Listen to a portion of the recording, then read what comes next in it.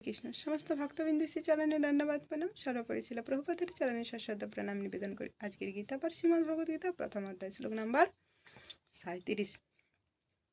যদ্যপেত্তেন পশ্যন্তি লোভ প্রহত চেতসা কুলক্ষয়ং কৃতং দোষং মিত্রদোহে চ পাতকম। অর্জুন এই শ্লোকে একদম ব্যবহারিক কথা বলছেন যে যদ্যপেত্তেন পশ্যন্তি, অর্থাৎ এনারা অন্ধ হয়ে গেছে কিনা, লোভ প্রহত চেতসাম, অর্থাৎ লোভের বশবর্তী হয়ে নিজেদের ভিতরে ঝগড়াঝাটি, মারপিট, কুলক্ষয়। তো লোভে পড়লে মানুষ নিজেদের ভিতরে এই ঝগড়াঝাটি, মারপিট এরকম হয়। একদম ব্যবহারিক কথা অর্জুন বলছেন। তো একটা বাংলায় কথা আছে যে লোভে পাপ, পাপে মৃত্যু।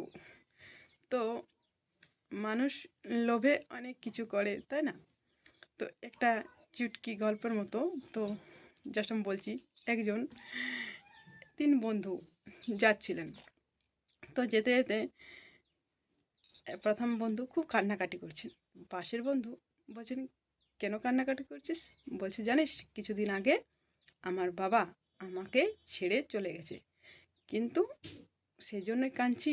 আর কিছু আমাকে টাকাও রেখে গেছে, 10-20 লাখ টাকাও আমাকে রেখে দিয়ে গেছে।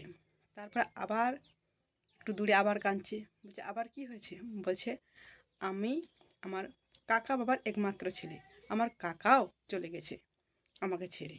তো ছেড়ে চলে গেলেও আমাকে 2-5 লাখ টাকা রেখে গেছে আমার জন্য। তারপরে আবার কাঁদছি একটু দূরে গিয়ে, যে আরও কী হয়েছে? বলছে, আমার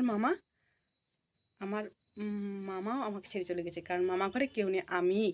তো মামাও আমার জন্য কিছু টাকা রেখে গেছে। তারপরে যাচ্ছে তারপরে আবার কাঁদছে। তারপর বলছে যে পাশের বন্ধুরা, আরে আরও কেউ মরেছে নাকি? তো তোর ভালোই ইনকাম হচ্ছে, সবাই মরছে, তোর জন্য টাকা রেখে দিয়ে যাচ্ছে। তো তখন আরও খুব জোরে জোরে কাঁদছে, আর কান্না বন্ধ করা যায় না। তখন বলছে, কি হয়েছে বল বল বল। তখন বলছে, জানিস আজ 1 মাস হয়ে গেল আর কেউ মরছে না, কারণ আর কেউ আমার জন্য টাকা রেখে যাচ্ছে না, কারণ টাকার জন্যই আমি কাঁদছি। তো এরকম।